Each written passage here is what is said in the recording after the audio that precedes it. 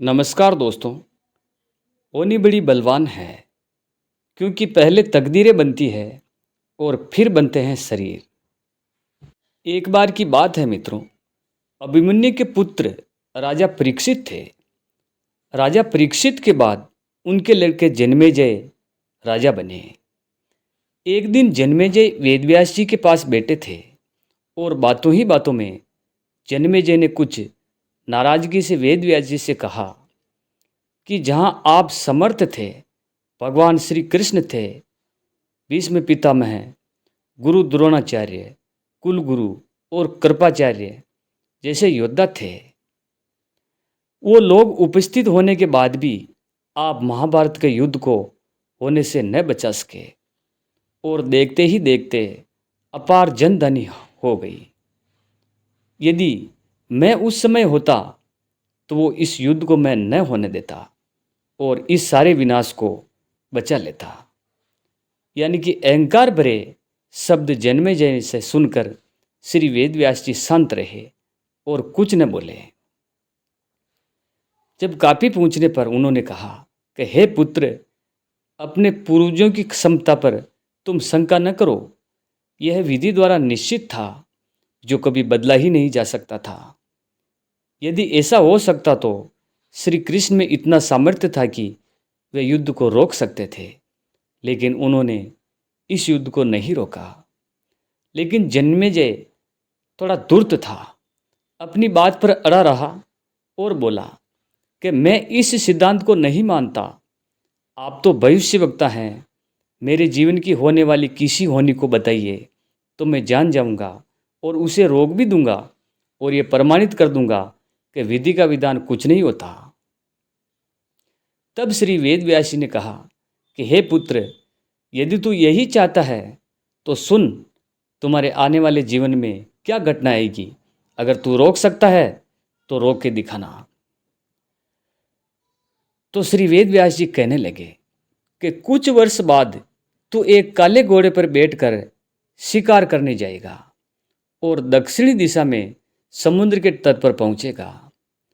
वहां तुम्हें एक सुंदर स्त्री मिलेगी जिसे तू महलों में लाएगा और उसे विवाह करेगा। मैं तुमको काफ़ी मना करूंगा, लेकिन सब तू नहीं मानेगा और वो बात ही करेगा तू।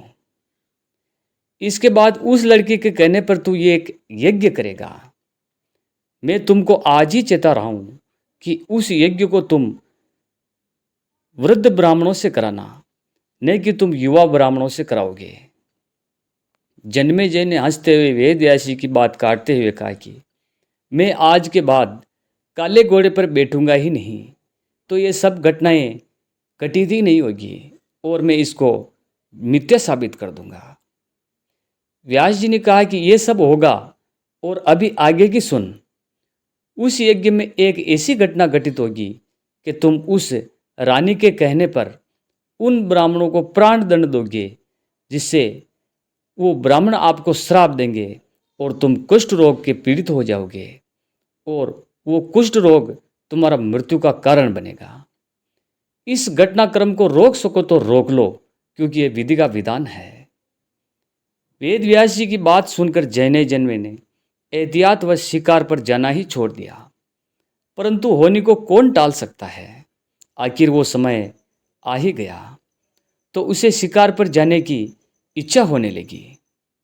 उसने सोचा कि काला घोड़ा नहीं लूंगा, पर उस दिन उसे अस्तबल में काला घोड़ा ही मिला।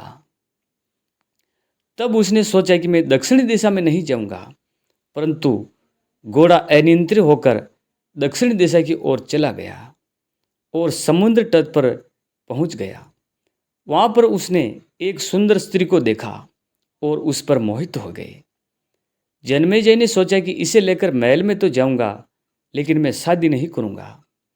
परंतु उसे महलों में लाने के बाद उसके में प्यार में पड़कर उससे विवाह भी कर लिया। फिर रानी के कहने से जन्मेजय द्वारा यज्ञ भी किया। उस यज्ञ में युवा ब्राह्मणों को ही बुलाया। किसी बात पर युवा ब्राह्मण रानी पर हंसने लगे तो रानी क्रोधित हो गई और रानी के कहने पर राजा जन्मेजय ने उन ब्राह्मणों को मृत्युदंड दे डाला। और फलस्वरूप उसको कोढ़ हो गया। अब जन्मेजय घबरा गया, परंतु व्यास जी के पास पहुंचा और उनसे जीवन बचाने के लिए प्रार्थना करने लगा। वेद व्यास जी ने कहा कि एक अंतिम अवसर तेरे प्राण बचाने का मैं देता हूँ। मैं तुझे महाभारत की हुई घटना का श्रवण कराऊंगा, जिसे तू सुनेगा और विश्वास के साथ सुनना, इससे तेरा कोढ़ मिटता जाएगा, क्योंकि ये भागवत कथा भी है। परंतु यदि किसी भी प्रसंग पर तूने विश्वास नहीं किया तो मैं महाभारत का प्रसंग वहीं रोक दूंगा और फिर मैं तेरा जीवन नहीं बचा पाऊंगा। याद रखना, अब तेरे पास यह एक अंतिम अवसर है जीवन बचाने का। तब तक जन्मेजय को व्यास जी की बातों पर पूरा विश्वास हो चुका था, इसलिए वह पूरी श्रद्धा के साथ उस कथा को सुनने लगा। व्यास जी ने कथा आरंभ करी और भीम के बल के प्रसंग सुनाए, जिससे भीम ने हाथियों को सूंडों से पकड़कर उन्हें अंतरिक्ष में उछाल दिया। वे हाथी आज भी अंतरिक्ष में घूम रहे हैं। तब जन्मेजय अपने आप को रोक नहीं पाए और बोल उठे कि ये तो संभव नहीं हो सकता और मैं इस बात को नहीं मानता, क्योंकि भीम हाथी को अंतरिक्ष में नहीं फेंक सकते।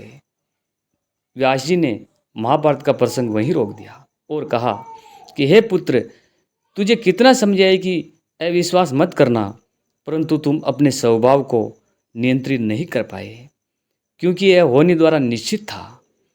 फिर व्यास जी ने अपनी मंत्र शक्ति से आह्वान किया और वह हाथियों को अंतरिक्ष से पृथ्वी पर लाकर गिराने लगे। तब व्यास जी ने कहा, यह मेरी बात का प्रमाण है और तुम इन हाथियों को देख लो। जितनी मात्रा में जन्मेजय ने श्रद्धा विश्वास से कथा सुनी, उतनी मात्रा में ही उसका कोढ़ मिट गया, परंतु एक बिंदु रह गया और वही उसकी मृत्यु का कारण बना। तो दोस्तों, ये कथा आपको कैसी लगी? अच्छी लगी है तो मेरी वीडियो को लाइक करें और नए हैं तो मेरे चैनल को सब्सक्राइब करें। धन्यवाद दोस्तों।